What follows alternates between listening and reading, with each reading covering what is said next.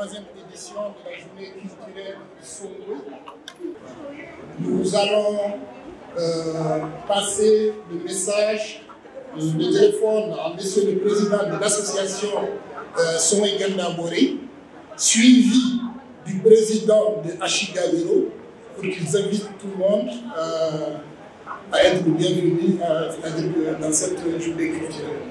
Je vous remercie. Je passe le micro à Monsieur le Président Sabé Touré, qui est le président de l'association Songwe Gandabori en France et aussi de l'association Songwe Gandabori internationale. À Monsieur Sabé Touré, votre mot. Bonjour, messieurs. Bonjour, mesdames. Bonjour les membres de l'association Songwe Gandabori France et Europe. Bonjour les membres de l'association Ashigabiro France et Europe. Bonjour nos partenaires et élus, toujours fidèles au rendez-vous.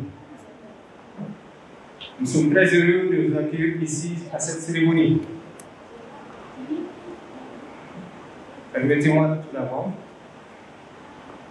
de saluer et remercier vos personnalités, même si nous ne sommes pas là, et ce peu qu'ils arrivent. Il s'agit de M. Abdel Sadi, maire de la ville de Bobigny et son conseil municipal. De nos ambassadeurs ou leurs représentants, nos diplomates, nos intervenants, nos invités de tous les horizons, qui malgré les agendas très chargés ont tenu à venir nous joindre pour rehausser l'éclat de cette troisième édition de la journée culturelle Songwe qui va se dérouler aujourd'hui, 27 novembre 2021, dans la salle Mas Jacob, au 35 rue de Vienne, 93 de Bobigny. Que nous prête gracieusement notre municipalité. Encore de plus, nous les remercions infiniment à Serge Touré, président de l'association Songwe Gandabori France et Songwe Gandabori international. Ceci dit, je vais dire un petit mot en soirée, parce que quand même, je suis sombre. Et oui, d'accord, mais que vous voulez. Alliance pour fond de lui. Le déplacement au comité à Yarambarga au Borakan qui m'a levé quand Sowi n'a pas regardé là. Et regardez au chiffre de la mort de ce frère. À chaque fois que nous avons tout le monde au chiffre de lui. Tout le monde a dit, donc il y a un carton. Pour tout le monde manger, pour tout le monde interaction. Et regarde ce qu'elle va faire au chiffre. Pour voir fond de lui. Et puis, quand on a fait le bani, on a eu le bani de la fière. Et quand on a eu la soirée culturelle qui a été ménagée, mais il est ménagé, les arrêts européens ont bien. Nous n'avons pas beaucoup de hackers, beaucoup de culture, comme beaucoup de gens qui ont été nous n'avons pas touché le pays. Au-delà, il y a beaucoup de choses qui ont été avec des associations sont regardées. Monsieur le Président de l'association Songwe Gandabori, Monsieur le Président des autres associations ici présentes, je vous souhaite la bienvenue. Je suis Boubacar Moussa Amadou, je viens de la Belgique. Je suis le président de l'association Ashigabiro Europe. À ce titre, je suis heureux d'être présent parmi vous pour cette problématique qui mine notre cher continent. Avant d'entrer dans le vif de mon discours, permettez-moi de présenter notre communauté Jarma, qui fait partie de Songhai.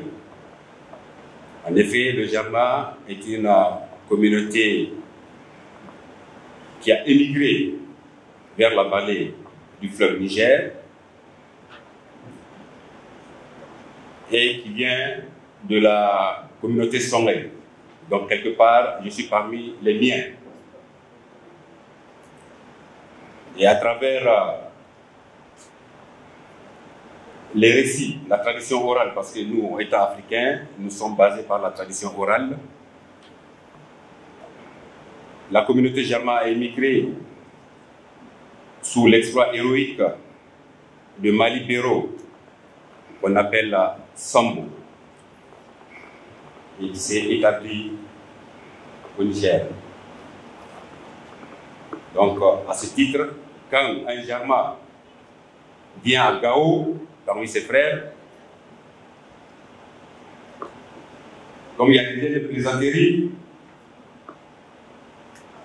nos frères de Gao, ils nous disent et Jarma, il faut quoi repenser les libertés. Donc, c'est quelque chose pour nous dire que nous partageons la même langue. Quand un Jarma va à Tombouctou, chez ses frères de Tombouctou lui disent « Jarma, ça veut dire que les terres que tu as laissées pour partir au Niger, ils vont les potes. C'est pour ça que nous sommes venus ici, rehausser de notre présence pour contribuer à la réussite de cette manifestation. Et j'espère que, à travers la conférence de M. Bourgeois, nous allons sortir ici avec des recommandations, avec, je vais dire, quelque part, moi, quand j'ai pris la route pour venir, je me dis, il y a quelque chose qui me tient à cœur, c'est la paix. Et quand je vois la case de mon frère en train de brûler, ça veut dire que, étant africain, je dois lui prêter main, tout en sauvegardant ma case. Donc c'est pour ça que je voudrais que, à la sortie de cette conférence, on ait une résolution unique pour pouvoir, pour que la diaspora que nous représentons ici, que nous fassions vraiment un pacte pour rétablir la paix. Ceci dit, je vous remercie et j'espère que tous ensemble, nous allons œuvrer nos forces pour pouvoir vraiment éradiquer ce fléau, rétablir la justice sociale. Je vous remercie. Bonjour à tous, je m'appelle Président Abdraman Issa et je représente l'association d'assistants aux Nigériens. Moi, ma question c'est sur l'insécurité. Aujourd'hui à Terra, on a vu ces derniers jours à Burkina Faso le combat français qui a été garé par les manifestants. Aujourd'hui, ce même combat est venu à Terra. On a tiré des balles réelles sur les manifestants. Il y a eu 3 morts, 19 blessés graves. On veut que les personnes qui sont derrière ça, qui ouvrent une enquête par rapport à la situation des terrains aujourd'hui. On ne sait pas quel genre de gens qui sont là. Ils sont là pour notre sécurité ou bien ils sont là tout simplement pour ramasser l'uranium des Nigériens. Tout simplement. Il y a des gens aussi qui les soutiennent, qui ne sont pas élus, qui n'ont pas été élus par le peuple nigérien. Je le dis clair et bien. Par exemple, le Bazoum là. Je le dis haut et clair. Donc les Nigériens sont des pieds aujourd'hui pour dire non à l'impérialisme. Il y a eu 3 morts, plusieurs personnes blessées graves aujourd'hui. Une minute de silence à tous mes frères qui ont perdu leur vie. Tout simplement, ils ont défendu le le peuple africain. Merci. Et on a mis au programme des classes de 5e l'étude de l'Empire du Ghana, l'Empire du Mali et de l'Empire somali, de Gao. Mais quand on a fait ça, on s'est rendu compte que les enseignants français qui devaient enseigner ces choses ne connaissaient strictement rien de la chose. Et c'est un peu comme ça, par hasard, qu'on m'a demandé à moi d'écrire un livre pour expliquer à mes collègues du secondaire ce qu'ils devaient enseigner. Donc voilà comment j'ai été amené à m'intéresser à la situation. Et en écrivant les quelques chapitres donc, de ce livre consacré à son rang, j'ai découvert un personnage que bien d'autres que moi connaissaient, mais que moi je ne connaissais pas à cette époque-là, et qui est un ouléma algérien, enfin algérien en termes d'aujourd'hui, de l'époque de Askia Mohamed, et qui s'appelait Al-Marli. Al-Marli est un personnage très intéressant, et ce dont je voudrais vous parler là pendant quelques minutes, et c'est des rapports qu'ont entretenus Askia Mohamed et Al-Marli, et vous allez voir qu'il y a des liens très forts entre ce qui s'est passé à cette époque-là et ce qui se passe aujourd'hui au Sahel, et c'est pour ça que je vous en parle.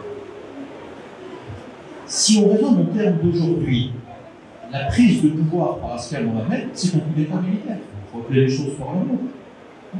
C'est clairement un militaire qui décide de prendre le pouvoir en profitant d'un flottement qui se passe au moment d'un changement de règle. Et lorsqu'Askia Mohamed prend le pouvoir, il va falloir qu'il légitime cette prise de pouvoir.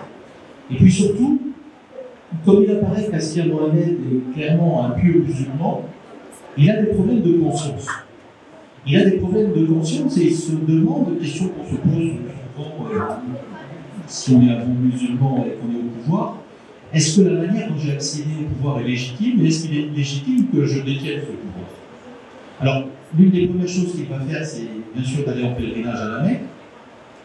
Et on sent qu'il y a presque une demande de pardon dans ce pèlerinage. Et puis surtout, il va consulter donc Al-Marli, qui va venir le voir à Gao, et il va lui poser un certain nombre de questions. Et ce qui est très intéressant, c'est que les questions de Askia Mohamed, cette question d'Askia Mohamed et les réponses d'Al-Marli ont été conservées dans les bibliothèques sahéliennes. C'est un texte très connu, du tout début du XVIe siècle.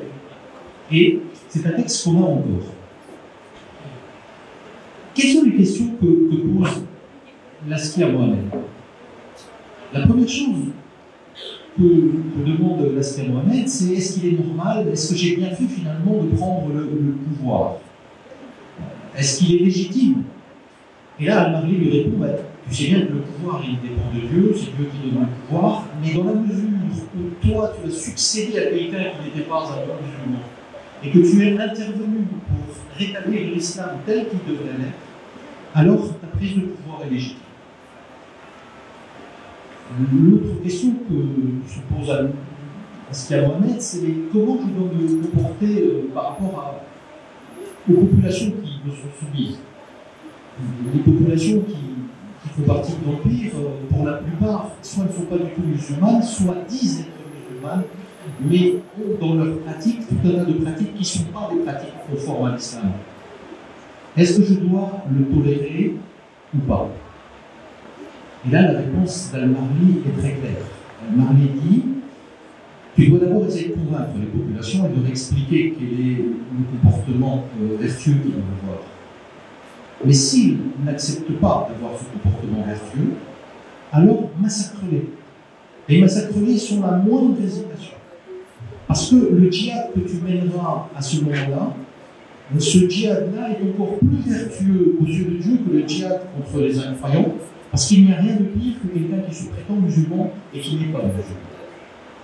Donc n'hésite pas, massacre-les. Enfin, parmi d'autres questions, Askia Mohamed se demande s'il est légitime qu'il perçoive des taxes, s'il est légitime qu'il impose, mettre en place des impôts.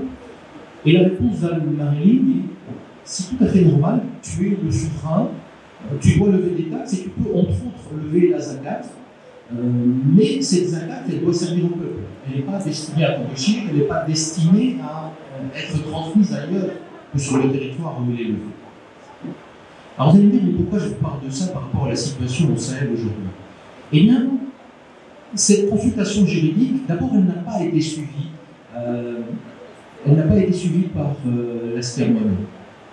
L'Askia Mohamed a très probablement trouvé que les mesures qui lui étaient proposées étaient trop extrémistes et a préféré faire alliance avec les ulémas de Tombouctou, qui étaient sur une ligne beaucoup plus tolérante et beaucoup plus ouverte que cette ligne d'Al-Marli. Et puis, on n'entend plus parler d'Al-Marli et de l'Askia Mohamed, en tout cas de cette consultation juridique, jusqu'au début du XIXe siècle, quand Ousmane Danfodio mène son djihad, et là, on voit ressortir les textes. Et le débat qui a lieu entre Sokoto et le Kanem, eh bien, sur le rôle du bon prince, sur la possibilité de prendre le pouvoir par les armes, c'est exactement les mêmes termes, et c'est Al-Marli qui est cité. On exhume ce vieux texte, qui est assez courant dans les bibliothèques sahéliennes, et puis on l'utilise. C'est Al-Marli qui va servir de justification à la création de la Dina. C'est Al-Marli qu'on va retrouver ensuite cité par El Hadj Omar Tall. Et c'est Al-Marli qu'on va retrouver cité par les fondateurs du Moujao. Alors les fondateurs du Moujao ne citent pas Al-Marli directement, mais ils disent, nous, on s'inscrit dans la lignée d'Ousmane Danfodio, de Cheikh Amadou et de El Hadj Omar Tall. Ce qui fait qu'aujourd'hui, finalement, la matrice théorique des djihad sahéliens, eh bien, c'est une consultation juridique qui a été demandée par Askia Mohamed au XVIe siècle.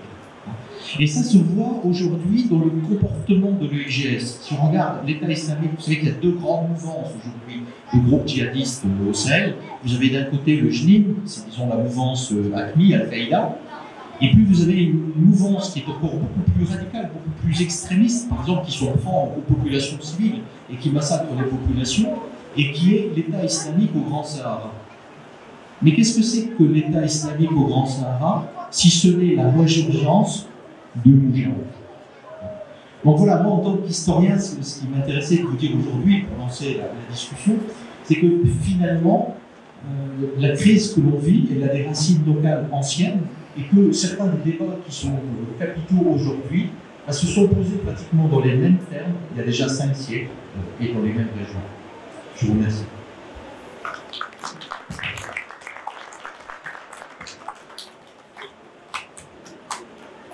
Merci, Merci Simone.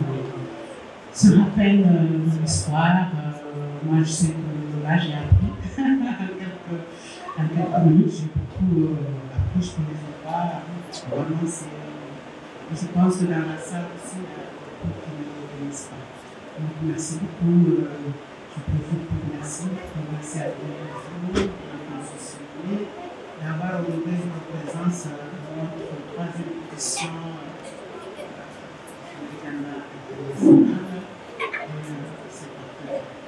donc moi je vais vous parler surtout de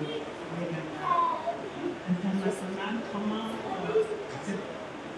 comment cette association est née. Vous avez vu le petit documentaire qui nous a vraiment, c'est tout, mais tout est résumé de nous. Et lorsque donc le MNLA est allé chercher avec ce qui s'est passé par rapport à la vie et tout, mais les personnes qui sont allées chercher les djihadistes dans le Grand Nord qui étaient là depuis 10 ans, et c'est bien le MNLA. Et lorsque le MNLA avait envahi le Nord, surtout en commençant par Kidal et tout, mais la partie qui a souffert, c'est la région de Gao et Tombouctou. Je ne veux pas revenir sur l'histoire parce que nous connaissons tous, mais la population sédentaire qui était là n'était pas préparée à cela. Et depuis de longue date, où chaque fois il y avait des rébellions, la population sédentaire sont aussi, je dis, sédentaires. Il y a les Songo, il y a les Bahara, il y a certains Touaregs, certains aussi arabes qui étaient là, les Sonoké, puisque le Nord, c'est vraiment, ça représente tout le Mali, c'est une population cosmopolite.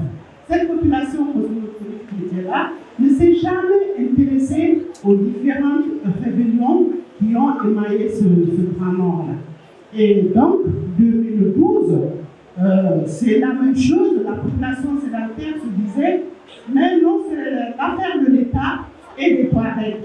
Et les Touaregs et les Arabes, ce sont nos frères, ce sont nos sœurs, et donc on va les laisser avec eux. Alors il s'avérait que la rébellion de 91 et 92, il a fallu développer pour pouvoir vraiment arriver au bout de cette rébellion-là et les faire asseoir, les débattre et discuter avec l'État. Malgré tout, on n'a pas appris de cela, on a laissé faire. Et les populations mouraient, les gens ils partaient, nos hôpitaux sont détruits, nos stocks, disons la population même est terrorisée. Tout le monde est là, ceux qui peuvent partir s'en vont, dans les environs et même la sous-région, tout le monde est parti. Alors nous, à l'extérieur, on s'est dit, mais comment on peut communiquer? Comment on peut faire? Comment ce qui se passe dans notre pays, c'est surtout le Nord. Et le Sud, c'est fait. On disait le Sud n'est pas au courant de ce qui se passe. Mais personne ne bouge. Comment on peut faire? Et alors, je veux vous dire, c'est là que je vais remercier les réseaux sociaux. Même si les réseaux sociaux, il faut s'amplifier, il faut vraiment chercher à comprendre ce qui se dit sur les réseaux sociaux. Mais je vous dis, les réseaux sociaux, merci. Parce que c'est les réseaux sociaux qui nous ont permis de communiquer avec l'intérieur. Et comment? À travers WhatsApp. Et je vous dis que la nouvelle est arrivée à partir de l'Arabie Saoudite. Nos parents qui sont là-bas, qui utilisaient mollement WhatsApp afin de pouvoir communiquer, afin de pouvoir aider un peu les populations. Et c'est ainsi que c'est arrivé ici. Bon, c'est un grand hasard. Notre président Assali Hamida nous ont contactés pour dire, ben voilà, nous voulons que vous adhériez à ces groupes de positifs. Et donc, Assali leur dit, ben, oui, d'accord, on va essayer de voir qu'est-ce qu'on fait. C'est comme ça que nous avons adhéré à ce groupe de débat. Et ce groupe de débat, c'était des salutations, ou bien tout simplement se dire qu'est-ce qui se passe là-bas, et puis après, on s'est dit, mais on peut faire quelque chose de ce groupe. Et c'est comme ça, c'est parti. Pendant 1 an ou 2 ans, nous avons utilisé WhatsApp pour pouvoir sensibiliser les gens de l'extérieur. Tout le monde nous prenait pour vraiment des extraterrestres, des gens qui n'ont rien à faire si ce n'est être sur le téléphone, le WhatsApp, et puis à parler des mamans et des papas qui n'ont rien à faire. Mais on a continué. Et c'est de fil en aiguille que Gao Lama s'est scellé en deux. Gao Lama existe toujours, son président est là. Et ça, c'est par rapport au patronyme. Parce que quand on dit Gao Lama, on voit que la région de Gao, Gao Lama, donc la région de Gao, et donc tous les Songoïs de l'intérieur de Tombouctou, de Guiré, les Songoïs du Niger, les Songoïs du Togo, puisqu'on en a un peu partout, les Songoïs du Burkina, du Ghana, tous ces Songoïs qui viennent de la source Songoïs ne se retrouvaient pas dans Gao Lama. Donc du coup, c'est ainsi qu'on s'est scindé en deux, parce qu'évidemment, ceux qui ont donné le nom Gao Lama avaient une attache avec Gao Lama. Et donc nous, on a dit, non, on va créer une association qui permet à ce que tous les Songoïs se retrouvent.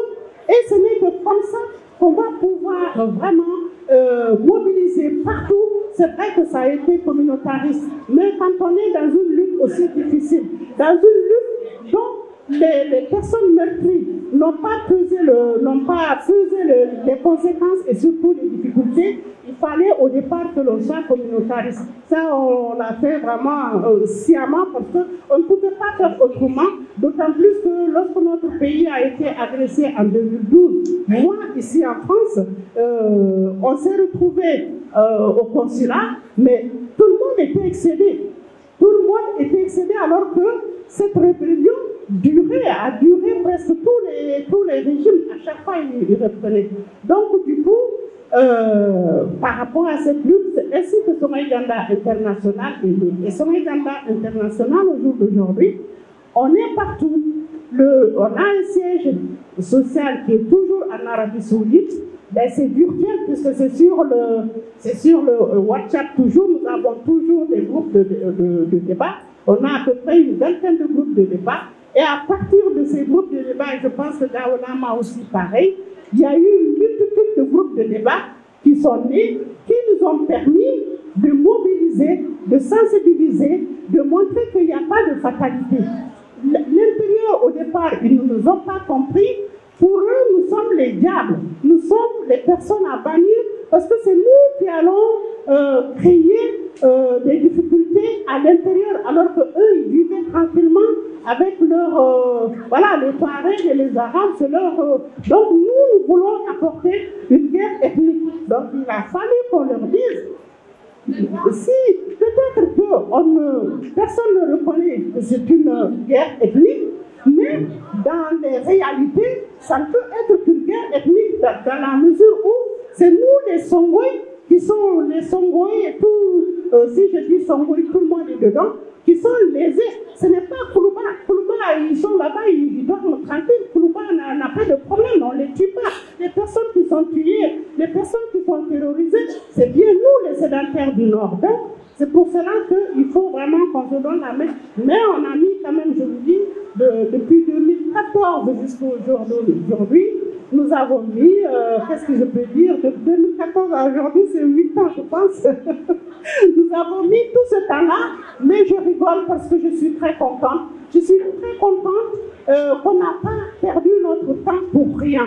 Aujourd'hui, tout le monde a compris que ce problème est ethnique à la base, et ce problème est aussi une question de territoire, c'est une question économique et de possession. Quant à l'accord d'Alger, parce qu'il y a tout ça qui s'est mélangé. Si on regarde l'accord d'Alger, nous les sédentaires, on n'a pas été concertés, même si on a été concertés à travers les groupes armés. Ces groupes armés, personne ne les a nommés, ils se sont eux-mêmes nommés.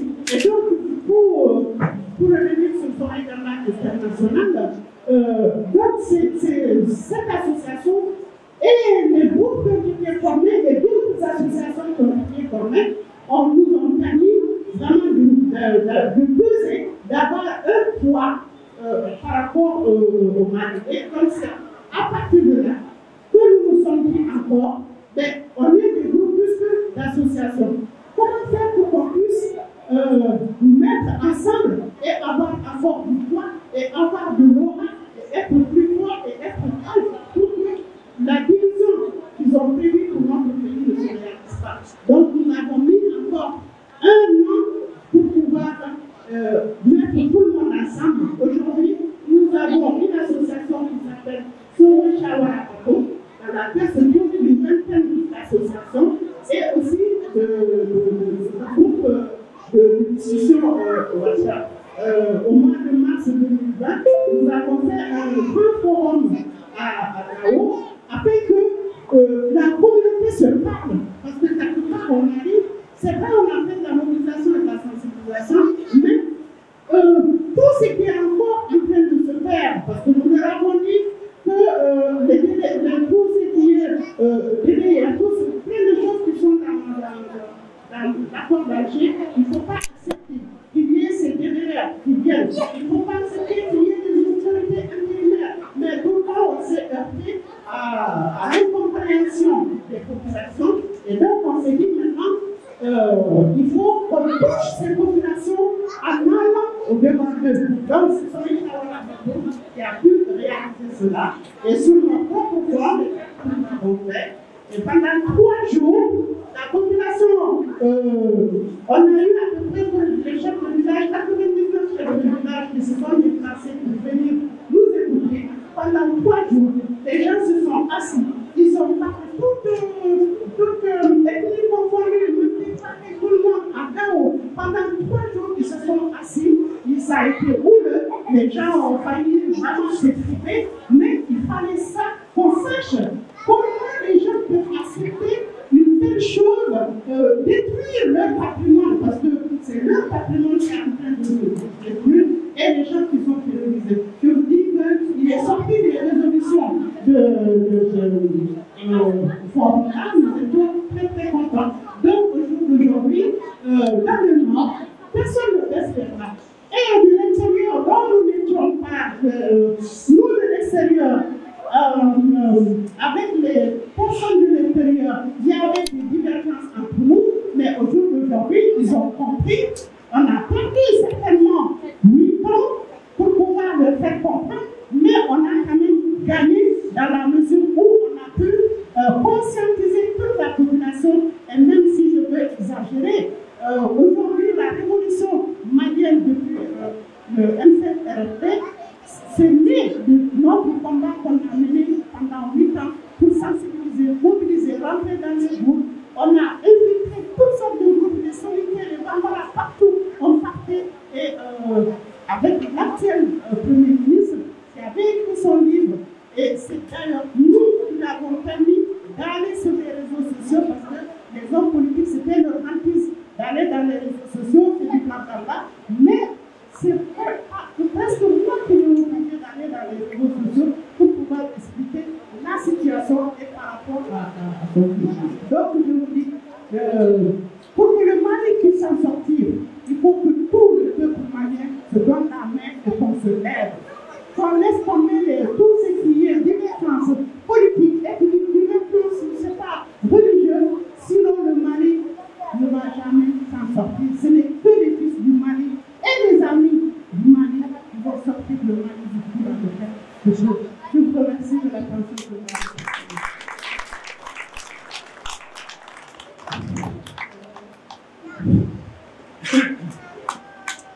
Bien, bonsoir. Merci de votre présence. Vous êtes effectivement très nombreux et nombreuses, donc c'est encourageant pour les intervenants. Merci à Francis et merci à Nathalie pour vos interventions. J'ai combien de temps? C'est 15 minutes, c'est ça, non? Voilà. Donc, pour les 15 minutes, j'aborderai 3-4 problèmes avec les repères suivants. Dans la prolongation de ce qu'on a vu de la vidéo, il y a quelque chose qui m'a choqué.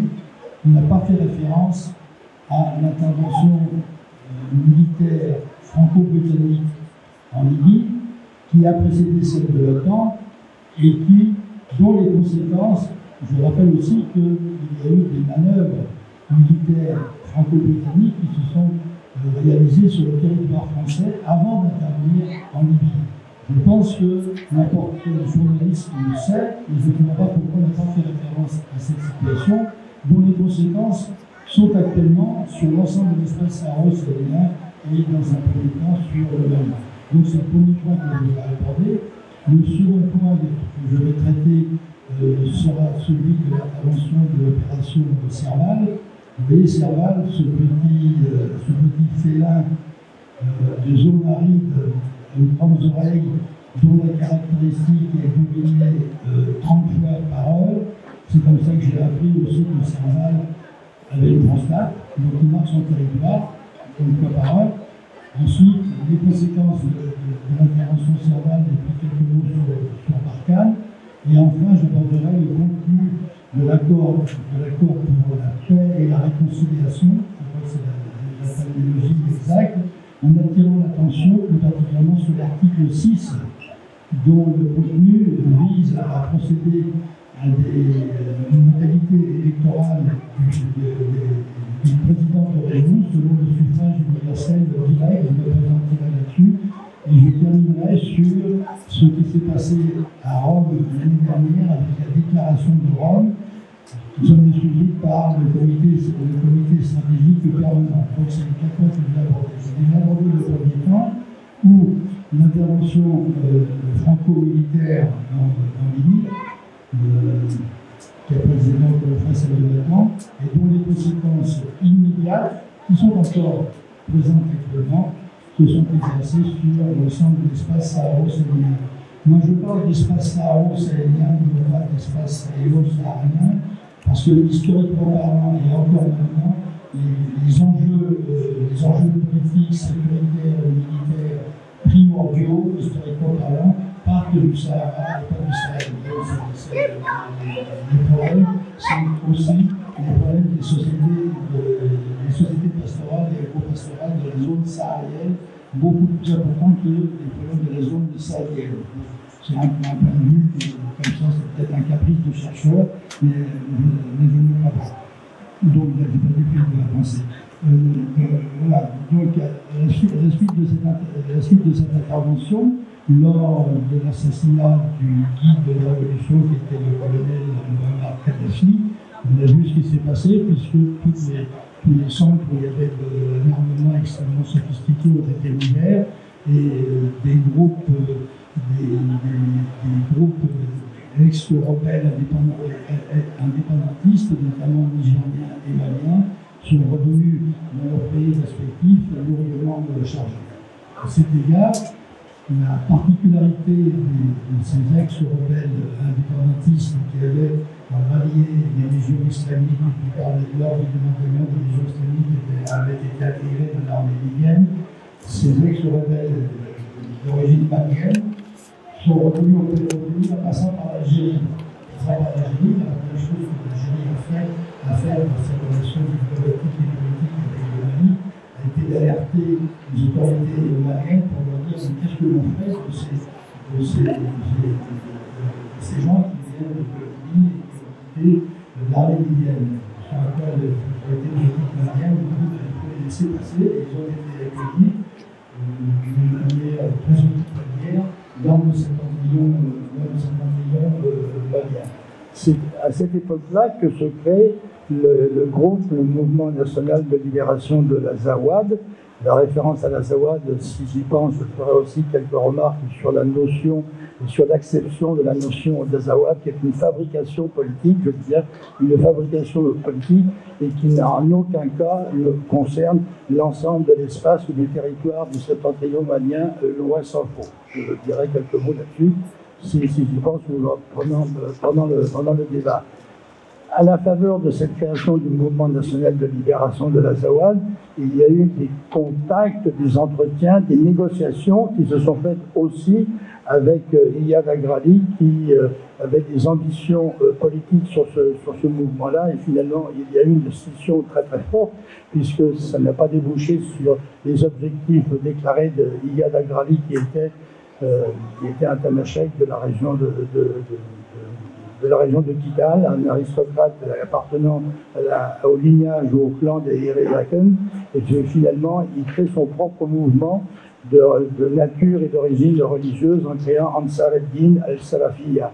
J'insiste sur le fait que son mouvement s'appelle Ansar ad-Din al-Salafiyya et qu'on ne peut pas confondre avec cette grande association internationale qui est dirigée par l'imam Haïdara, qui est un malikite, donc un islam très tolérant, qui s'appelle aussi Ansar ad-Din. Curieusement, la presse a chassé la référence au salafisme qui existait à l'origine dans Ansar ad-Din al-Salafiyya.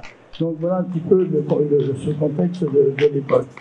Très rapidement, parce que je n'ai que 15 minutes, il faut mentionner que assez rapidement, il y a eu des relations de type quasiment organique entre Ansar ad-Din al-Salafiyya et le mouvement national de libération de l'Azawad, qui a débouché sur la création de l'État islamique de l'Azawad. Cette création a duré quelques jours, ou une dizaine de jours, quelque chose comme ça, et les contradictions à l'intérieur du MNLA a fait en sorte que la majorité de ces composants du MNLA a refusé donc la création de cette République islamique de l'Azawad.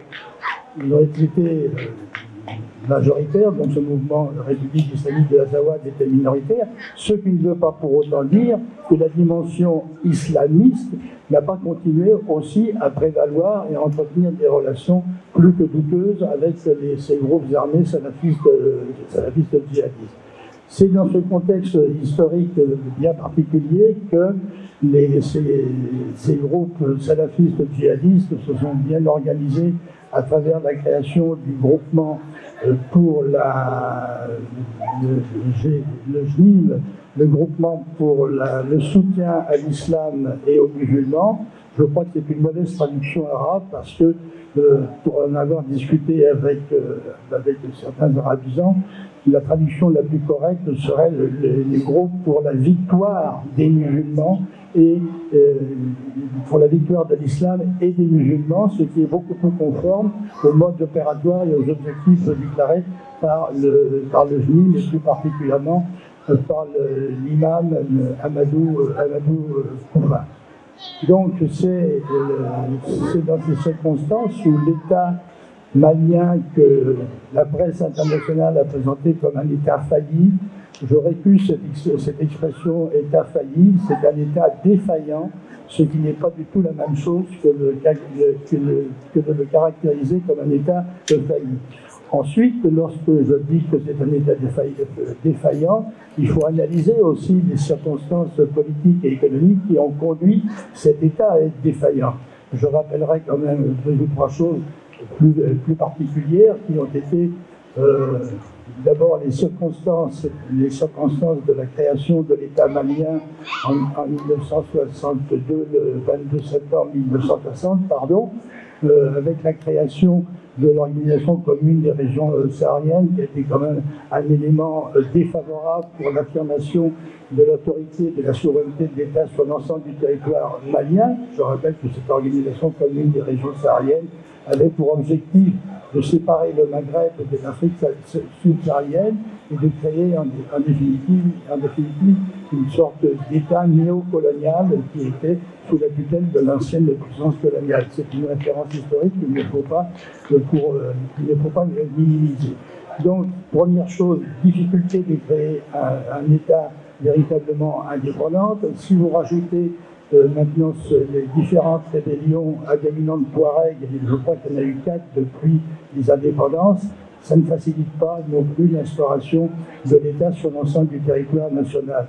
En troisième lieu, c'est le rôle aussi des institutions internationales, avec les premiers plans d'ajustement structurel, je crois qu'ils doivent débuter en 1984, avec les plans d'ajustement imposés par les grandes institutions internationales issues des accords de Bretton Woods, notamment par le Fonds monétaire international et la Banque mondiale. La quatrième chose, la dévaluation du franc CFA. La dévaluation du franc CFA qui a fait en sorte que le remboursement de la dette devait se faire dans le même taux qu'avant la dévaluation du franc CFA, ce qui a contribué à un surendettement du pays. Et enfin, quatrième ou cinquième facteur non négligeable qui a eu des incidences politiques catastrophiques, c'est les grandes sécheresses de 1979-1983. Et 1969 à 1973, la première qui s'est transformée en famine généralisée, et puis celle de 1983-1984. Donc ces rébellions, la plus significative, c'est celle qui laisse encore des traces actuellement, a été celle de 2012, avec la création du Mouvement national de libération de l'Azawad, dont les objectifs déclarés d'une manière explicite étaient des revendications indépendantistes à travers la création, la fabrication politique de cette notion d'Azawad. Je passe sur les détails, nous arrivons maintenant à la signature des accords pour la paix et la réconciliation nationale, qui a d'abord été paraphé en 2014, c'est-à-dire qui n'a pas été signé par l'ensemble des groupes armés indépendantistes, qui eux ont signé à partir de 2015. Cette signature pour les accords pour la paix, dont le pays médiateur était l'Algérie, c'est pas la première fois qu'Algérie intervient comme pays médiateur pour créer les conditions d'un retour à la paix. Quoi qu'il en soit, cet accord de paix me paraît extrêmement intéressant pour au moins deux raisons. La première raison, c'est qu'il fait référence directement à la création de régions-États, je dis bien référence de la création de régions-États, qui sont porteurs d'une conception fédérale et d'une organisation politique sous le système fédéral sur l'ensemble de l'État malien, ce qui me conduit à dire que cet accord de paix, à travers la mise en place d'un système fédéral, conduit au délitement, voire à la disparition de l'État-nation actuel, et ceci est confirmé par l'article 6 que je vais aborder maintenant, l'article 6 du contenu de l'accord de paix, qui prévoit que le contenu doit s'exercer sur l'ensemble du territoire malien. Or, jusqu'à présent, l'application de ce contenu s'est exercée exclusivement sur le septentrion malien, et je développerai par la suite cet aspect. Quoi qu'il en soit, l'article 6 postule que le président des régions sera élu au suffrage universel direct selon les mêmes modalités électorales que le président de la République, c'est-à-dire qu'il est le détenteur pratiquement de tous les pouvoirs. Il y a une différence de mon point de vue fondamentale entre un président de région élu au suffrage universel direct que celui d'un président élu par l'Assemblée régionale. Un président élu par l'Assemblée régionale a des comptes à rendre à cette Assemblée, ce qui n'est pas le cas du point de vue de cet accord de paix. Maintenant, si on fait les liens, les relations, les liens la situation politico-sécuritaire de Roumanie, on sait très bien que les deux tiers du territoire malien sont sous la tutelle, sous le joug du groupe d'armées séparatistes djihadistes.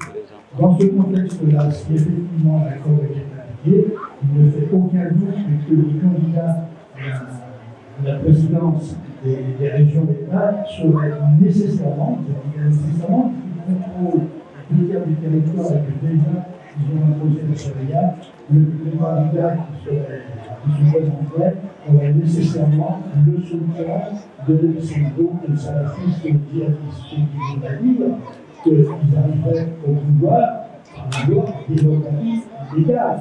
C'est ça que ça veut dire. Deux cas de musique gérés par la charia, dans certains États, c'était aussi des constitutions. Donc il y a un danger majeur de mon point de vue qui irait dans le sens de la disparition de l'État-nation au profit de la mise en place d'une organisation politique fondée sur le système fédéral. Si maintenant on a une approche un peu plus fine de l'organisation de la République sur l'ensemble du territoire malien, on peut déceler assez facilement que ce système fédéral renverrait à une conception politique fondée sur l'ethnicité. Si une conception fondée sur l'ethnicité se mettait en place, de mon point de vue, ça ne pourrait déboucher sur une institutionnalisation de conflits alternatifs que l'on voit déjà exister dans le cadre plus de l'État-nation avec les affrontements intercommunautaires qui existent actuellement plus particulièrement dans le Gourma central. Donc il y a un danger majeur, je dis bien majeur, de voir la disparition de l'État-nation malien au profit d'un système fédéral. Une petite parenthèse à l'égard de la création d'un système fédéral. Il faut considérer que les grandes puissances mondiales, et là je fais un saut dans qu'est-ce que c'est que la mondialisation néolibérale, que d'aucuns appellent la mondialisation capitaliste, il connaît une crise systémique qui est extrêmement grave. Donc dans ces circonstances-là, ça risque fort d'institutionnaliser les rapports de conflictualité. Parce que, encore une fois, ce n'est pas par hasard qu'on ne dispose pas encore de carte des régions fondée sur la création de régions-États. Si on disposait de ces cartes-là, elles seraient suffisamment parlantes pour confirmer l'analyse que je viens de vous présenter. Enfin, autre aspect qui me paraît grave, et ensuite je poserai les questions à ma voisine de droite, à Ramata Coulibaly, c'est la déclaration de Rome. J'ai observé que personne ne parle de cette déclaration de Rome. Cette déclaration de Rome est issue d'une initiative prise par une grande ONG italienne. Je ne sais pas très bien si c'est une ONG ou un think tank. Qu'importe, think tank ou ONG, ça n'a pas tellement d'importance, qui a convoqué à Rome la plateforme. Vous savez, la plateforme, c'est l'ensemble des composantes Mor et Kamachek qui étaient sur des positions légalistes, qui soutenaient donc l'État et qui se rapprochent d'une manière quasiment organique avec la coordination des mouvements de l'Azawad ex-indépendantistes et composée, sociologiquement parlant, par l'ancienne aristocratie touareg. Un nouveau vocabulaire apparaît et les gens de la plateforme, parmi lesquels il y a le général Gamou, Panaj Gamou, mais pas que lui, il y a aussi le CSA, qui est dirigé par le jeune Moussa Agacharatman, donc s'allie d'une manière organique avec la SEMA et crée un comité stratégique permanent, je dis bien un comité stratégique permanent reconnu par le gouvernement de transition qui chapeaute l'ensemble des initiatives sur l'espace saharo-sahélien. J'en veux pour preuve qu'ils ont créé aussi une police régionale, je dis bien une police régionale. On a vu, j'avais reçu une vidéo qui montrait des dizaines et des dizaines de pick-up chargés de matériel militaire relativement sophistiqué et qui allaient appliquer la police sur l'ensemble de cette région. Donc je pose maintenant la question à ma voisine de droite. Je n'ai pas vu de déclaration ni d'écho, mais encore une fois, cette déclaration de Rome qui a créé le comité stratégique permanent, la presse n'en a pas parlé, je n'ai pas vu la presse malienne en parler, je n'ai pas vu le RFI non plus le signaler. Quelle est la position d'Irganda? Je crois qu'il est présidé par l'ancien Premier ministre Issoufi Maïga, c'est son nom si je ne me trompe pas. Et puis, quelles seraient ou quelles ont été, si toutefois il y a eu des réactions à cet égard-là, des différentes associations que tu as citées tout à l'heure, est-ce qu'il y a eu des prises de position? Parce que ce que les anciens rebelles, ex-rebelles indépendantistes ont fait passer comme idée, notamment dans le public européen et français, c'est que le septentrion malien est à dominante arabo-berbère. Si vous voyez les déclarations et ce qui se passe là, dans l'esprit du français moyen qui n'est pas particulièrement, qui ne fait pas des analyses particulièrement fines, eh ben, on dit que ça a toujours été la politique et la stratégie des objectifs par les différentes révoltes et rébellions dominantes touareg. C'est de faire penser que le septentrion est un espace, un territoire, pas un espace, c'est un territoire. La notion d'espace est une notion géographique, la notion de territoire est une notion politique, et que ce territoire, l'Azawad, qui intègre tout le septentrion malien, eh bien, est un territoire arabo-berbère. On ne parle pas, bien sûr, ni des Songhai, on ne parle pas non plus ni des Bozo. Les Bozo font partie quand même du septentrion, il y a des Bambara, il y a des Bleus, bien évidemment. Tout ça passe à la trappe, et ce qui se met en place actuellement, c'est effectivement une gestion politique, un peu économique aussi, avec l'orpaillage artisanal dans le septentrion, dans la région de Kidal. J'ai identifié 4 sites orifères dans ce septentrion, ces sites qui sont contrôlés par la coordination du mouvement de l'Azawad, mais aussi par les groupes armés salafistes djihadistes qui prélèvent la zakat. Donc actuellement, il y a une sorte de compétition pour le prélèvement des taxes sur les orpailleurs. Mais où ça va aussi beaucoup plus loin, c'est que avec la coordination des mouvements de l'Azawad délivre des permis d'exploitation aux orpailleurs avec actuellement des pratiques de semi-mécanisation de cet orpaillage artisanal. Donc vous voyez, c'est quand même quelque chose d'important. Tout aussi important, et c'est pas moi qui parle, ce sont les géologues, les trois sites de qualité très prometteuse, c'est le terme qu'ils utilisent. Et bien sûr, le grand site de Taoudéni, le Graben de Gao, je crois que vous êtes directement concerné par le Graben de Gao, et puis le site à l'est de Kidal, où il y aurait beaucoup de terres rares. Donc manifestement, on peut penser aussi qu'il y a des enjeux d'ordre économique. Donc voilà pour brosser un tableau. J'ai oublié, mais je vais rectifier, compenser, combler cet oubli-là, c'est que lorsque Gao a été occupé par le mouvement national de libération de l'Azawad, il y a eu une opposition très ferme, on peut dire même physique, de la part du MUSAO, le mouvement pour l'unité de djihad en Afrique de l'Ouest, donc déjà des objectifs spatiaux et territoriaux bien déclarés, mais pas uniquement par le MUSAO. Vous avez aussi des groupes de jeunes, comment on dit gaotiens, oui, pour la population.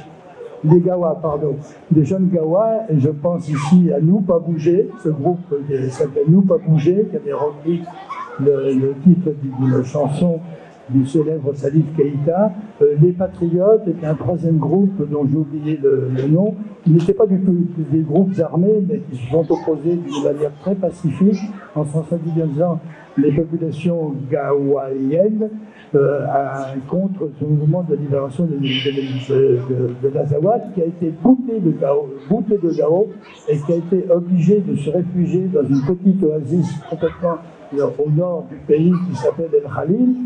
Et c'est à l'issue de cette expulsion, on peut dire cette défaite militaire, en ville qu'il y a eu là, que la France intervient, j'avais oublié de le dire, mais je le vois, intervient aussi pour soutenir ce mouvement MNLA, pour l'introduire dans Kidal, qui était interdit aux forces militaires maliennes. Je pense que dans le débat, peut-être on reviendra là-dessus, je ne m'appesantis pas, mais ce sont des faits historiques que vous pouvez vérifier. Donc, en conclusion, je crois qu'il faut être très attentif, j'insiste sur cet aspect, sur cette déclaration de Rome et sur le comité stratégique permanent qui, en définitive, intervient comme s'il était dans un État contrôlé par ce comité stratégique permanent, dont la composition, c'est intéressant, la composition de cette commission du comité stratégique permanent, c'est à peu près 90 à 95% de Tamashek. Il y a un nom qui serait son goy, son interprétation, et un nom qui serait mort. C'est quand même inquiétant que les autorités de la transition issue du coup d'État du 18 août 2020 cautionnent ce type d'initiative qui va bien au-delà du contenu de l'accord pour la paix. J'en aurais terminé à ce propos sur l'accord pour la paix en mentionnant que puisque l'accord mentionne très explicitement que cette réforme de l'organisation du politique doit s'exercer sur l'ensemble du territoire malien, pourquoi alors ne pas penser à l'initiative, à la création d'un plan Marshall qui s'établirait sur l'ensemble du territoire malien et qui ferait en sorte qu'on n'irait pas dans le sens d'une partition telle que ça se passe actuellement avec les faits que je décris et les analyses que je vous ai présentées. Voilà, merci beaucoup pour votre attention.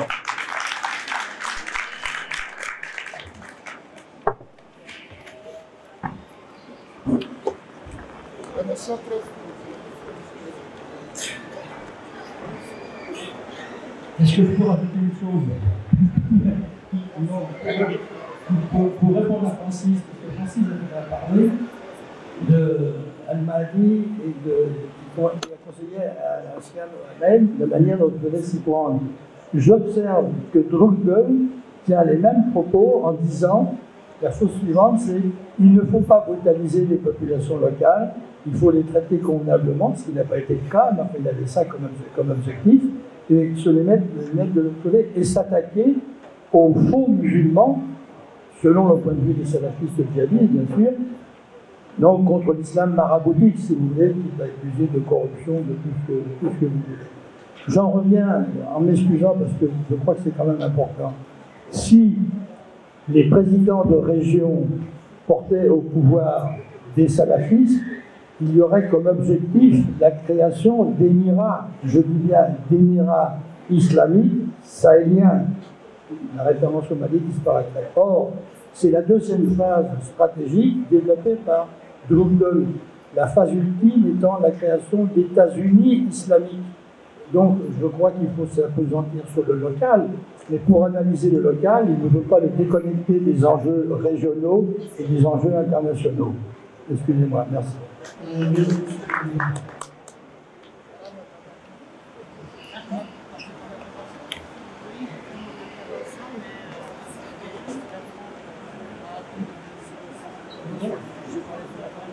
Je suis très heureux d'être ici avec mon ami Bourgeot qui vient de faire son coming out en fait. Parce qu'on sait tous que André Bourgeot n'est quand même pas un grand copain de l'armée française, en tout cas qui soutient rarement ses interventions militaires au Sahel. Or André, c'est très vrai ce que tu disais sur le sens du JNIM, le GESIM, le JNIM, hein, et que la traduction est mauvaise. Or, le seul endroit où on emploie la traduction correcte, Rassemblement pour la victoire de l'islam et du musulman, c'est le nom qu'on donne au JNIM au sein de l'armée française. Et quand dans un article de presse, on doit parler du rassemblement pour la victoire de l'islam et des musulmans, on sait que l'inspirateur, c'est l'armée.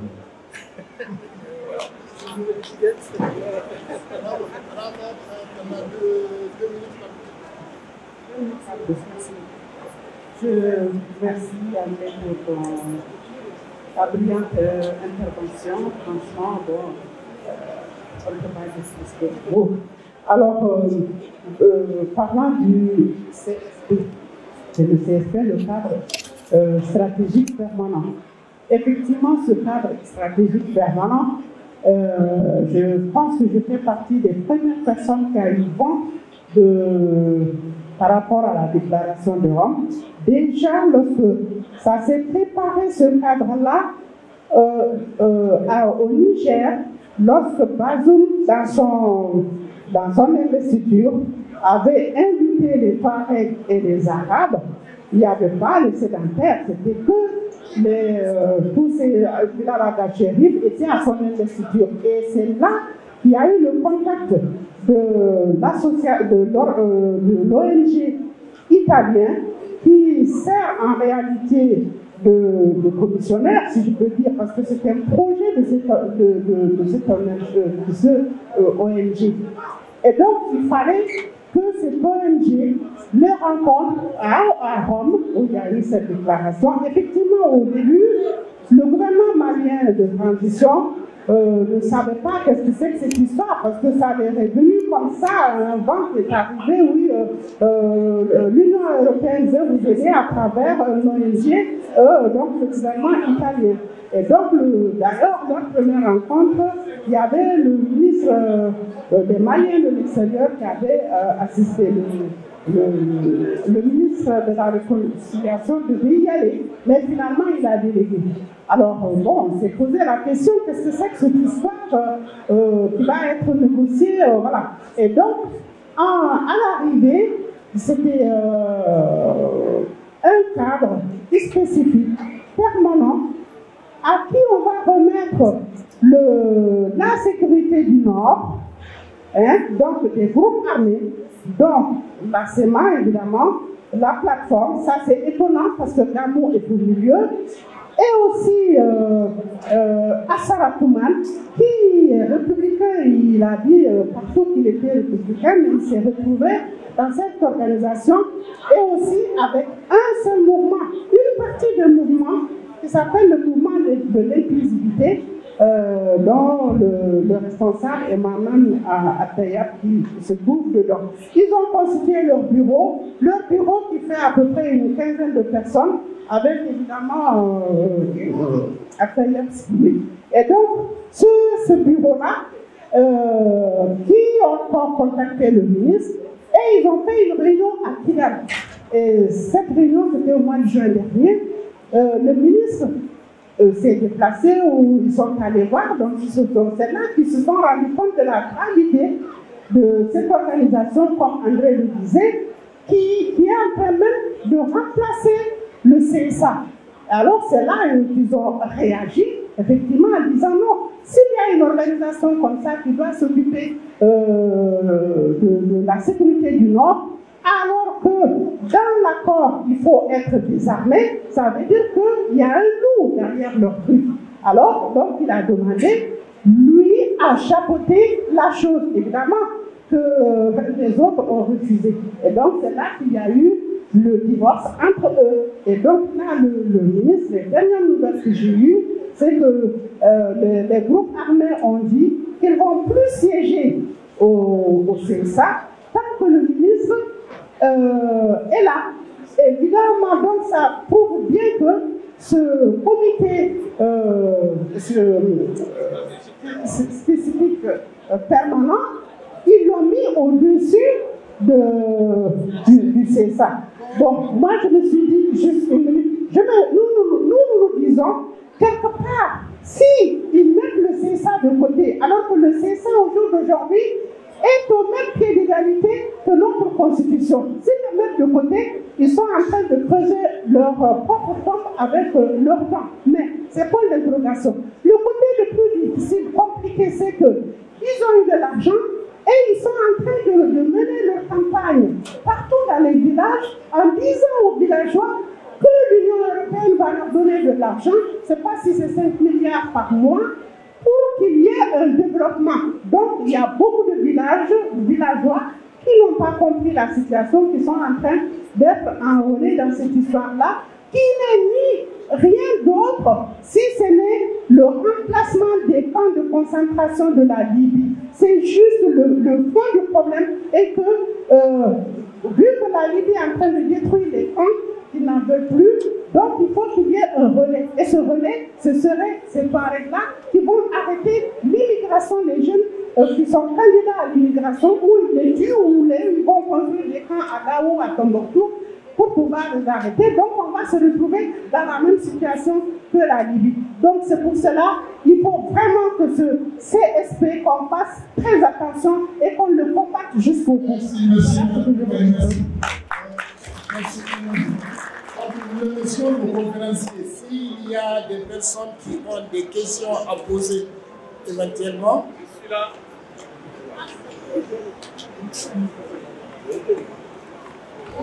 Bonjour tout le monde, je m'appelle Dabo Abdoulaye, je suis le secrétaire chargé de la communication de l'association Unité de réflexion et d'action pour le Mali, de Dagmali.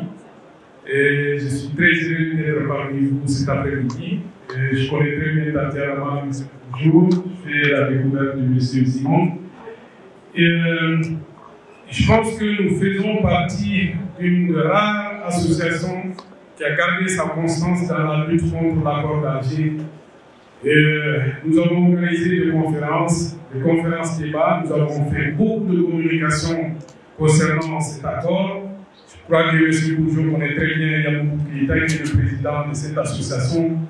Et ce problème du Mali, dont il a si bien expliqué, ne date pas d'aujourd'hui, ça date bien avant notre indépendance.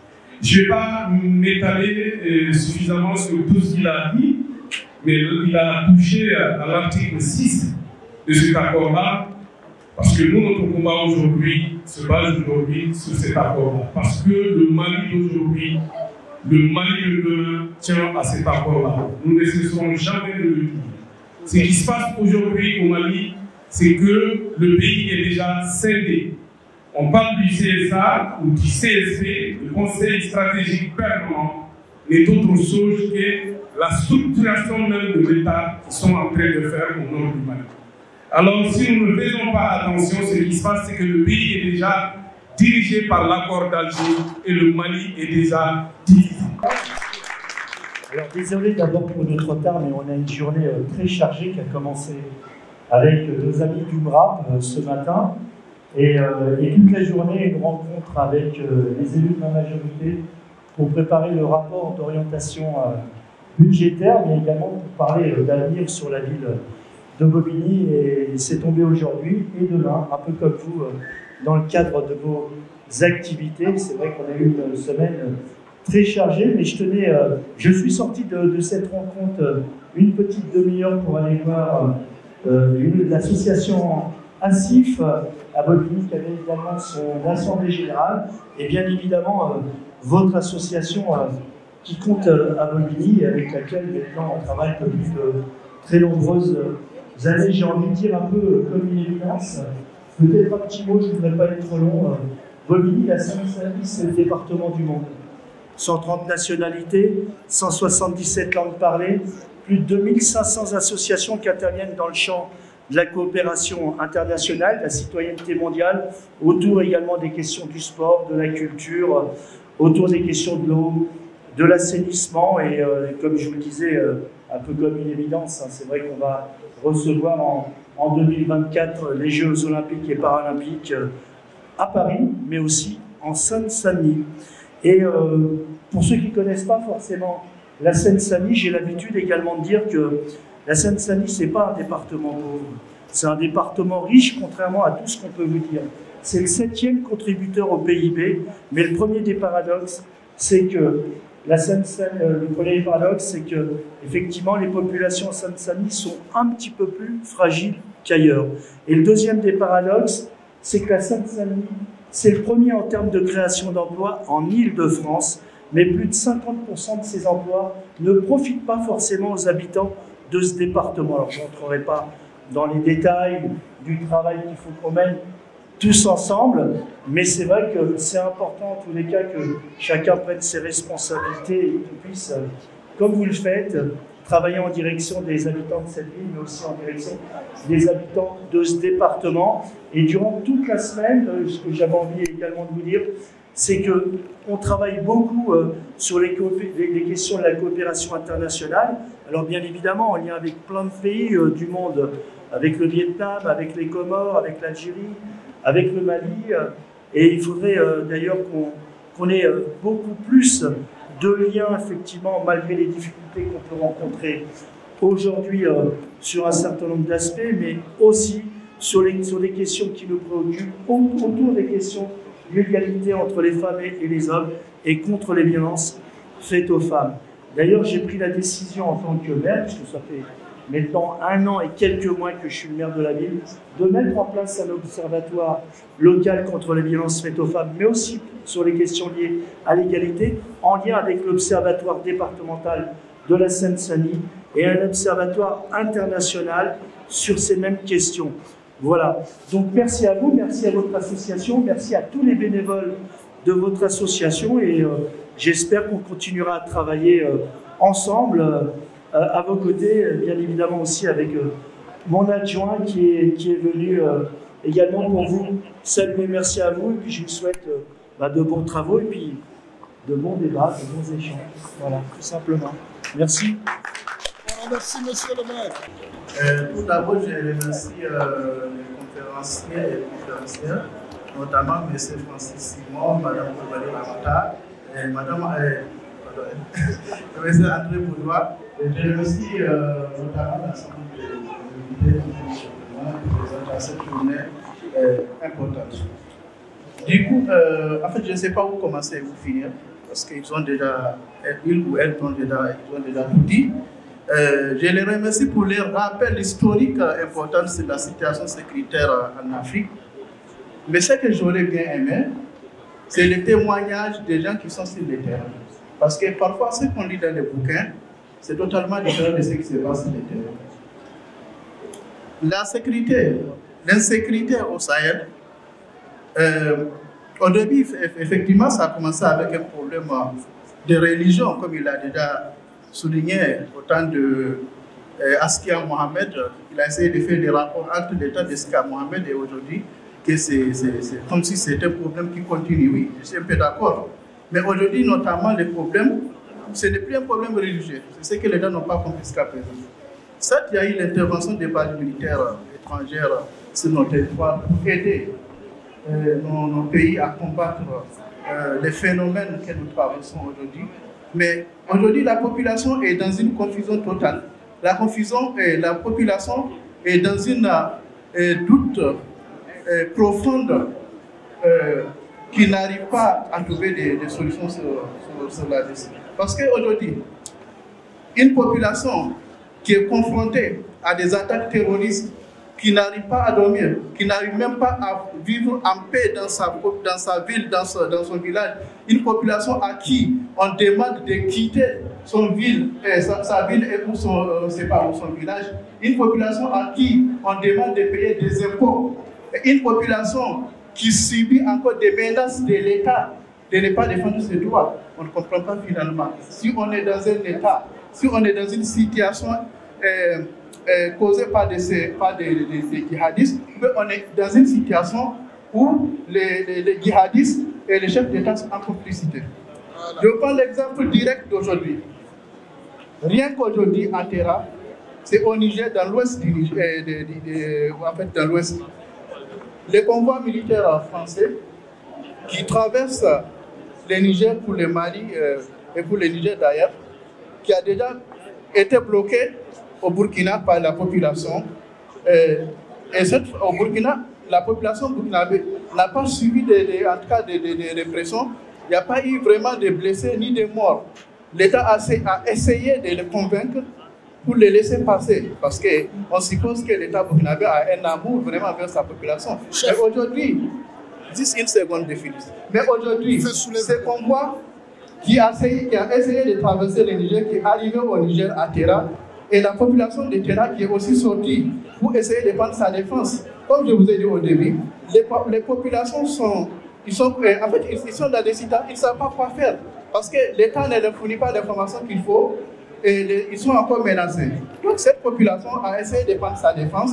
La population de Terra, les jeunes sont sortis ce matin pour bloquer les convois français qui veulent traverser le Niger. Mais malheureusement, ça ne s'est pas bien passé. Il y a eu 3 morts qui ont subi des menaces, parce que l'armée française a tiré sur ces jeunes qui ont essayé de prendre leur défense.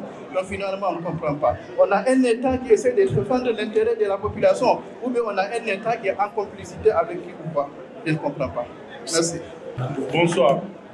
Moi, c'est surtout pour remercier les conférenciers, en particulier M. André Bourgeot, puisque l'exposé, vous m'entendez? Son exposé, pour moi, ça résume l'ensemble des enjeux dans la zone qui se passe. Et moi, j'y adhère à 10 000%. Ce qui est important aussi, il faut qu'on se dise certaines choses. Si nous sommes tous là, en tant que Songhai, donc c'est le lien principal. On est d'abord Songhai, après viendra nos appartenances religieuses. Si on est musulman ou chrétien dans notre zone, c'est dû à des défaites historiques qui se sont passées. Si on est francophone ou si on est anglophone ou on est lusophone, tout ça c'est lié à des problématiques qui se sont passées. Donc ce qui fait le lien entre nous, c'est d'abord la culture Songhai. C'est pour cela qu'on est là. Donc tant qu'on peut trouver des groupuscules ou des gens qui vont adhérer à des mouvements djihadistes qui passent d'abord l'appartenance religieuse au détriment de l'appartenance à la culture Songhai, ils auront toujours la possibilité de recruter.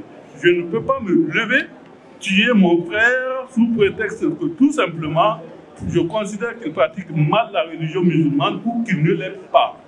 Donc il faut promouvoir plutôt l'essentiel, ce qui fait racine, c'est-à-dire la culture Songhai. Et après, accessoirement, on peut être musulman, chrétien, lusophone, anglophone, tout ce qu'on veut. Merci. Donc, Mohamed Maïga, je suis consultant et je suis chercheur et je travaille notamment avec le Centre d'études stratégiques du ministère des Affaires étrangères du Mali. Voilà. Donc, je viens de finir quelques mois une étude sur la contribution des mécanismes endogènes de résolution des conflits dans le nord du Mali et le centre du Mali, Kidal, Gao, Mopti et Ségou. Et je vais en fait vous contredire, M. Bourgeot, en revenant sur l'article 6 de l'accord d'Alger. je sais que ça pose question, cet aspect. Je sais que l'article 6 de l'accord d'Alger vous pose problème. Et je sais que ça pose problème à pas mal de Songhouis qui sont ici. Mais là, il y a une réalité qui est sur le terrain. Cette réalité qui est sur le terrain, et le fait est que pendant toutes ces années, il y a des choses qui se sont passées. Mais avant d'arriver sur l'article 6, et pourquoi moi je soutiens en tant que chercheur un aspect, une tendance vers des États, des cités-États dans une grande nation, parce qu'il y a quelque chose qui se passe sur le terrain aujourd'hui qui est inarrêtable, presque. Younoussa Hamara, qui est un chercheur, un écrivain malien, a écrit quelque chose de très, très important, qui contredit un certain nombre de choses. Il dit qu'il n'y a pas un territoire Songhouis. Il n'y en a pas, ça n'a jamais existé. Il y a un espace Songhouis. Cet espace Songhouis a été dirigé par 6 dynasties. Et la dernière dynastie à avoir dirigé l'espace Songhouis, ce sont les Unimitaires. Et ce n'est pas les Soreilles. Je suis Soreille. Mais il y a des aspects historiques aussi qui sont à mettre. Cet espace-là a été dirigé par 6 dynasties et ce n'est pas forcément des Soreilles qui ont dirigé pendant tout le temps cet espace. Il y a cette réalité qui existe. Aujourd'hui, dans la question territoriale, effectivement, il y a des majorités et des minorités qui existent en termes de population et de représentation territoriale des uns et des autres. Mais ce qui est sûr, c'est que le jeu qui appartient à l'histoire, il n'y a pas un seul aspect sur lequel il faut s'appuyer pour dire que le territoire nous appartient. Il y a plusieurs aspects historiques qu'il faut prendre en compte pour dire finalement comment on s'approprie ces territoires. C'est que le CSP essaie de faire, c'est aussi, je sais que vous allez vous couper, je vais conclure, c'est en disant juste en fait qu'aujourd'hui, une tendance, je sais que l'État malien, dans sa forme actuelle, les Soreilles, dans leur existence, dans ce que ces territoires représentent pour eux, ne sont pas favorables à cet État. Mais il ne s'agit pas en réalité de créer par force un État fédéral. Non, c'est parce que l'histoire aussi révèle un certain nombre de choses. Le Mali n'a jamais été un État unitaire, tel qu'on essaie de le vendre. C'est un État qui a été surtout, qui avait surtout à l'intérieur des cités-États. On connaît Djenné, on connaît Tombouctou, on connaît Gao, on connaît Ségou. Ce sont des villes qui ont existé et qui étaient des cités. Et qui collaboraient avec l'État central. Je suis désolé, mais je ne partage pas votre avis là-dessus. Sur les conférenciers et la conférence. Bon, moi, je voudrais simplement dire que la région du nord du Mali, notamment la région de Gao, ce sont des régions qui souffrent énormément parce que des régions où les habitants ne dorment pas, les animaux sont enlevés et il fallait payer, il faut payer des impôts très très durs à des imbéciles, des bandits que personne ne connaît, mais qui existent. Mais en fait, j'ai demandé à parler parce que je voulais poser une question à M. Bourgeot. C'est simplement par rapport à l'OCS. Est-ce que vous pensez que dans ce qui se trame aujourd'hui, dans le nord du Sahel, et est-ce que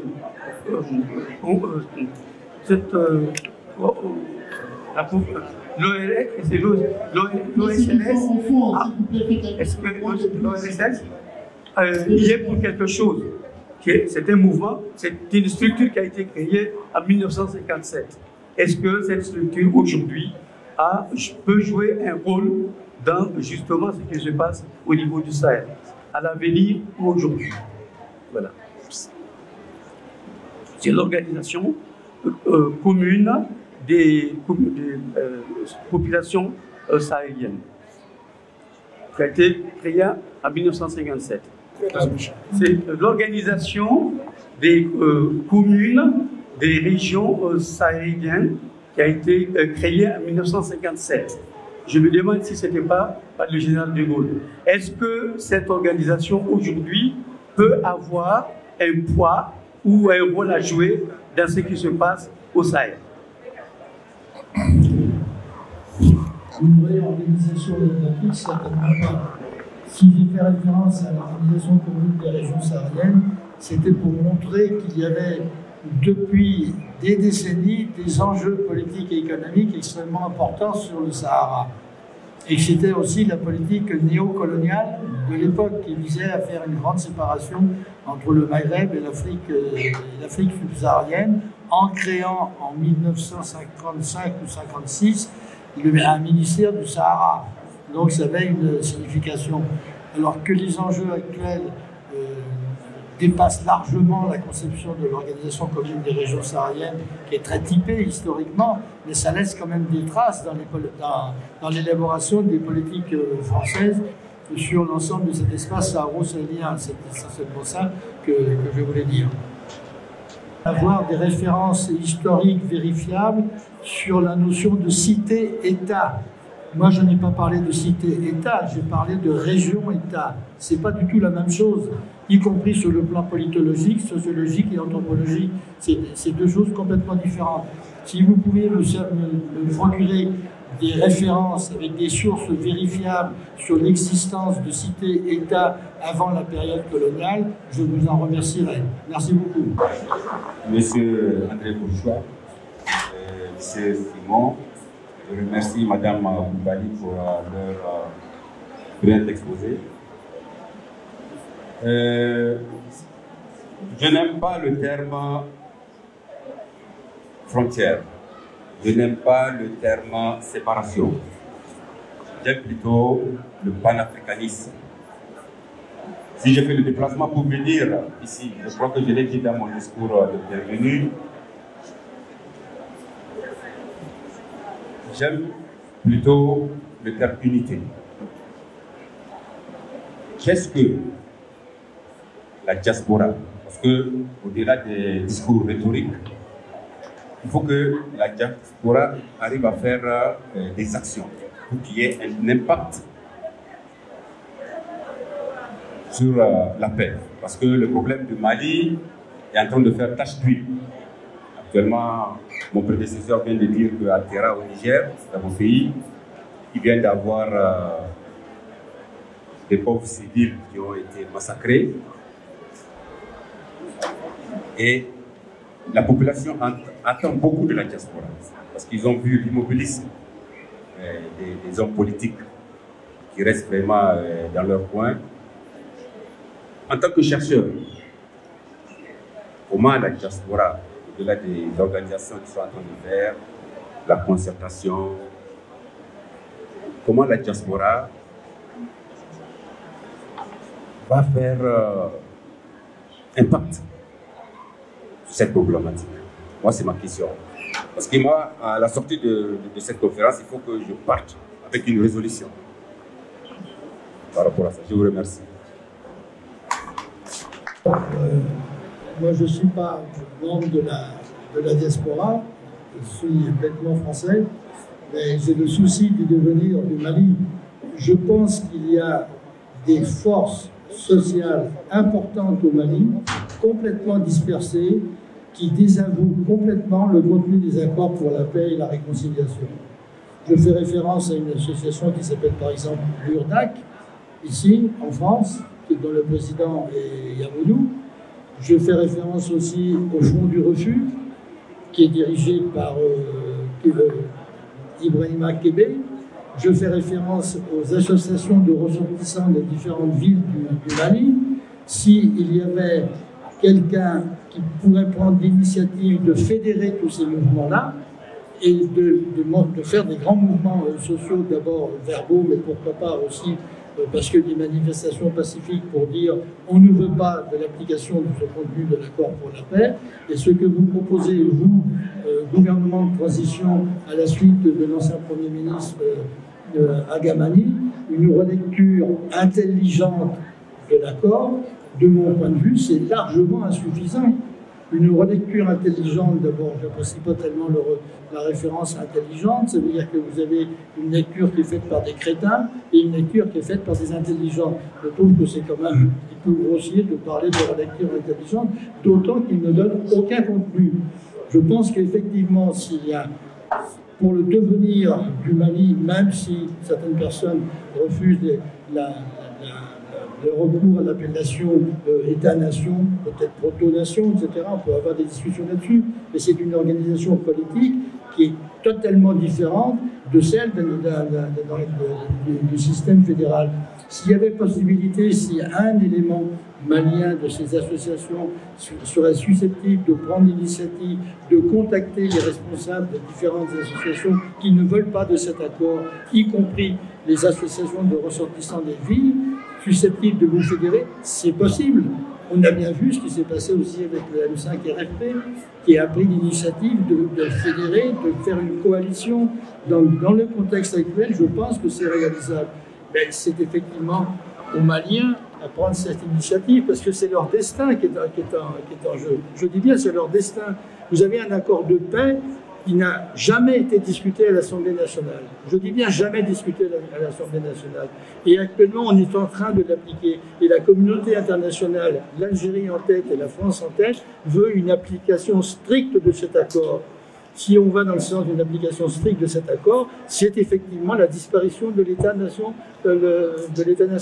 malien. Donc le vivre ensemble, c'est une expression que, bon, un peu bateau, je n'aime pas tellement l'utiliser, mais elle a quand même une signification.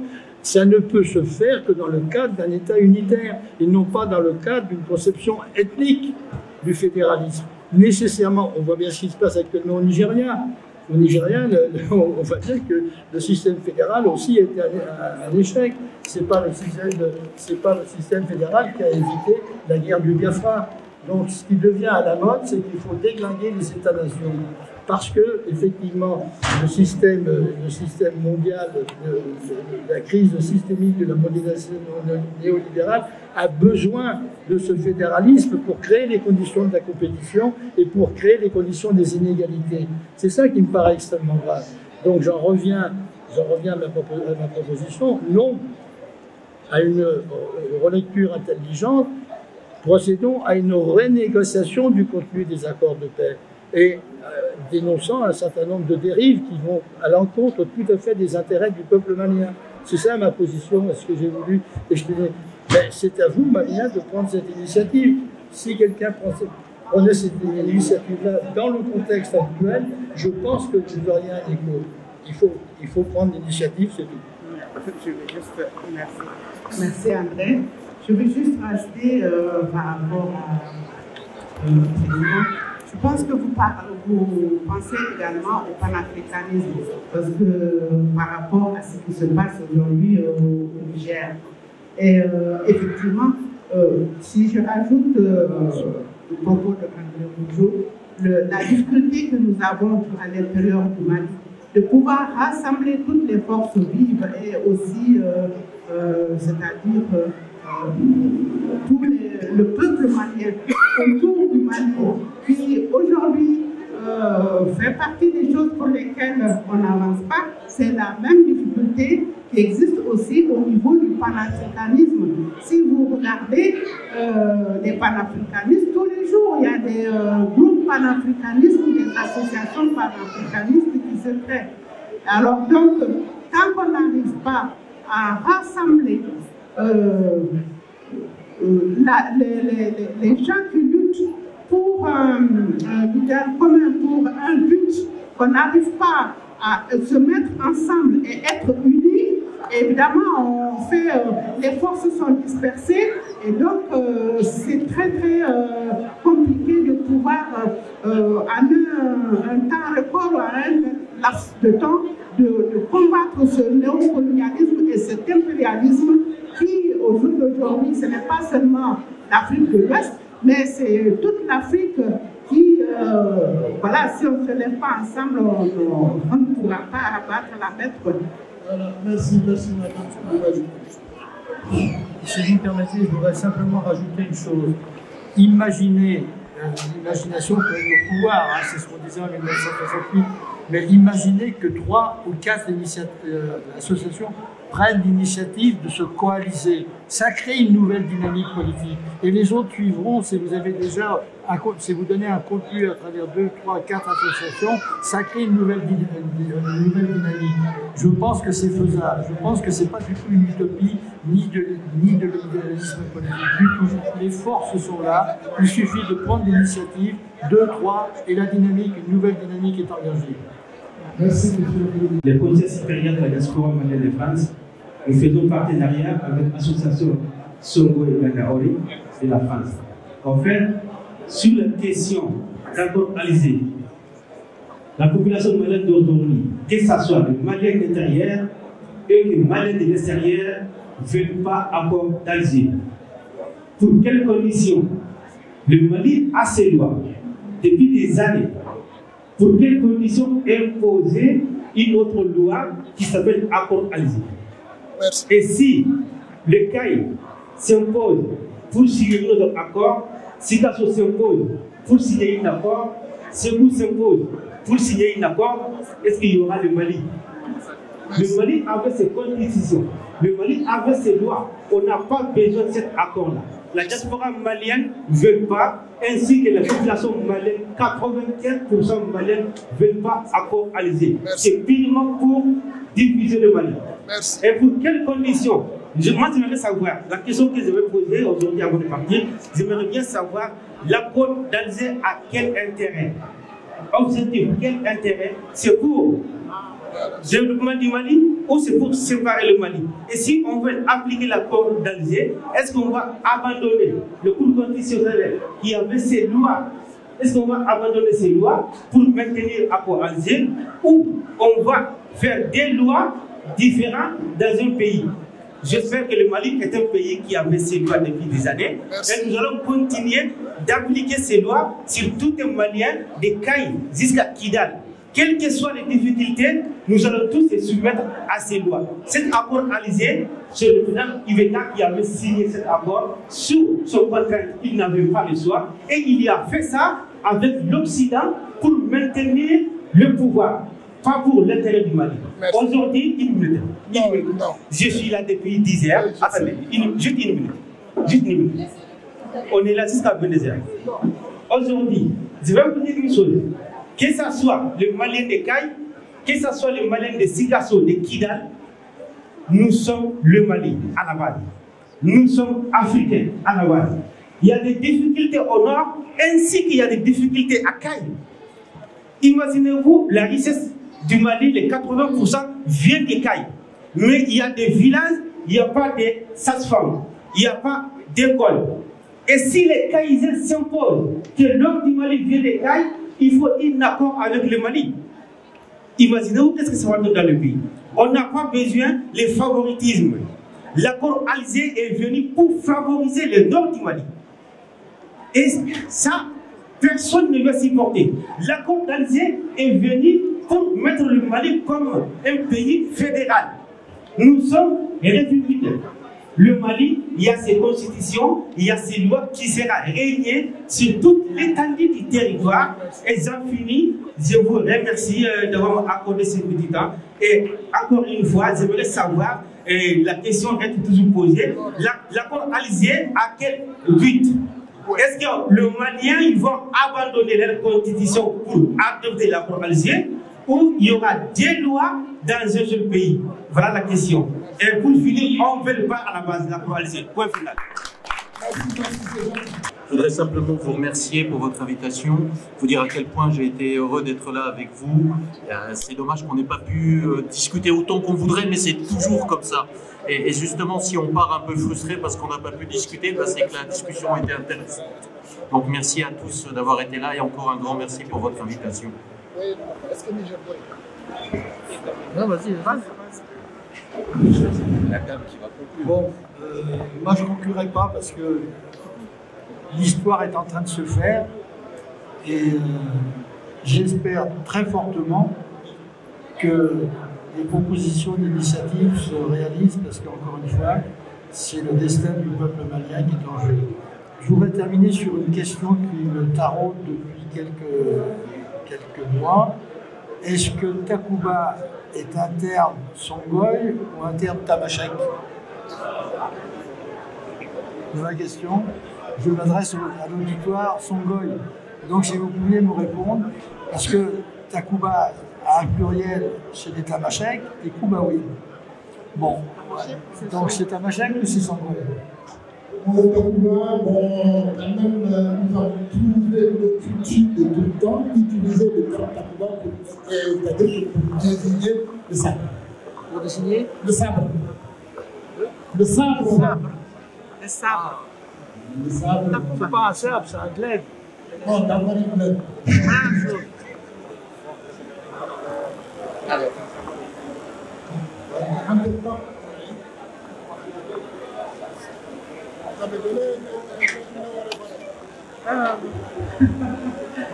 Merci à tout le monde d'être venu. En tout cas, malgré le mauvais temps et tout, moi je remercie particulièrement M. Simoni qui vient de Lyon. C'est vraiment, on peut l'applaudir très très fort parce que vraiment. Alors, je remercie aussi André Bourgeot qui est tout le temps à côté du peuple malien. Je l'ai connu depuis 2012 sur tous les plateaux. Il est là, disponible à tout moment. Dieu sait qu'on a eu des débats très difficiles sur les plateaux, mais André est toujours là. Et c'est mon voisin juste à côté, mais je ne le vois pas. Mais en tout cas, il mérite aussi l'applaudissement de tous les ce qu'il fait vraiment pour le Mali. J'avais connu, je ne dis pas le nom, sur les plateaux qu'on ne voit même plus d'ailleurs. C'est bien comme ça. En tout cas, tous mes remerciements à tout le monde. Et au début, je n'ai pas voulu attrister tout le monde. Je demande une minute de silence pour notre président qui vient de décéder, que M. Assegui a remplacé le président de l'association Someganda International. Il y a juste 2 semaines, il nous a quittés. Il était en Arabie Saoudite et c'est Assegui qui l'a remplacé. Donc voilà, la vie est ainsi. Une minute de silence pour lui.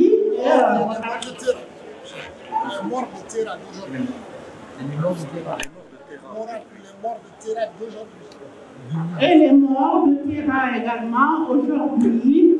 Et puis tous les morts qu'on a eus, ça ne finit pas. Mais bon, j'espère bien, j'ai grand espoir que le peuple malien et tous ses amis pourront arriver à mettre debout notre grand peuple, ce grand Maliba.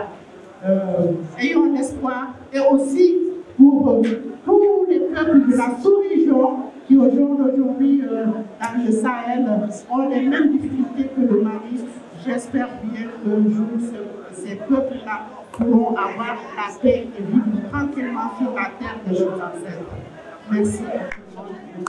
Merci. Je pense que nous à monsieur le président de l'association internationale la minute de silence. La minute de silence.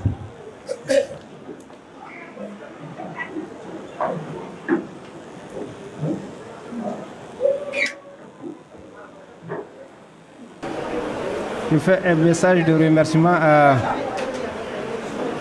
à tous mes frères et sœurs qui ont effectué le déplacement et à nos conférenciers aussi qui, malgré leur temps, on sait qu'ils n'ont pas de temps, mais quand même ils sont déplacés pour venir ici nous aider pour l'éclat de cette 3e édition de notre journée culturelle. Donc on les remercie infiniment. Et je profite de l'occasion aussi pour saluer et remercier encore. Et remercier encore les représentants de nos ambassadeurs. Il y a l'ambassadeur du Niger qui a été représenté par son premier conseiller et son conseiller à la culture. Donc on nous remercie infiniment. Et tous ceux qui ont effectué le déplacement, vraiment on vous remercie. On remercie beaucoup vraiment parce qu'on sait que ce n'est pas facile le déplacement, surtout qu'aujourd'hui d'ailleurs le temps n'était pas favorable. Et malgré tout ça, les gens sont sacrifiés pour venir. Donc vraiment vous avez tous nos remerciements. Et toutes les associations qui sont là, l'association Someganda de France et l'association Achigabero, tous les personnels vous remercie beaucoup. Et je remercie aussi le président de l'association Achigabero qui a effectué le déplacement de la Belgique jusqu'ici et beaucoup d'entre eux qui sont venus, nous les remercions infiniment. Merci beaucoup. La fête continue.